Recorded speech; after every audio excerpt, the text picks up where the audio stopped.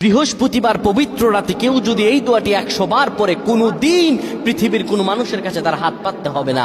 পৃথিবীর সবকিছু তার পায়ের নিচে আল্লাহ হাজির করে দিবেন।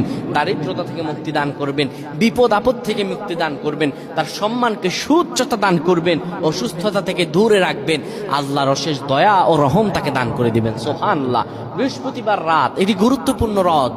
এই রাত সপ্তাহে একদিন আসে। আরবিতে রাত আগে আসে, দিন পরে আসে। সুতরাং বৃহস্পতিবারের যে দিন গিয়ে রাত, এটি বৃহস্পতিবার রাত নয়, এটি শুক্রবারের রাত, এটি জুমাবারের রাত, এটি দোয়া কবুলের রাত, আল্লাহর কাছাকাছি হওয়ার রাত। সুবহানাল্লাহ। এই বৃহস্পতিবার রাত আল্লাহ তাআলা বান্দার দোয়া কবুল করেন। কেউ যদি বৃহস্পতিবার রাতে ঈশা নামাজের পরে পবিত্র হয়ে ইয়া হাইয়ু ইয়া হাইয়ু ইয়া হাইয়ু ইয়া রফিয়ু ইয়া রফিয়ু ইয়া রফিয়ু এই দোয়াগুলো পড়তে পারে 100 বার, আল্লাহ রাব্বুল আলামিন তার মর্যাদা বৃদ্ধি করে দিবেন। তার জীবনটাকে আমার আল্লাহ সুন্দরভাবে সাজিয়ে দিবেন। বিপদ আপদ বালা মুসিবত গুলো আমার রাব্বুল আলামিন দূর করে দিবে। আল্লাহুম্মা আমিন বলেন।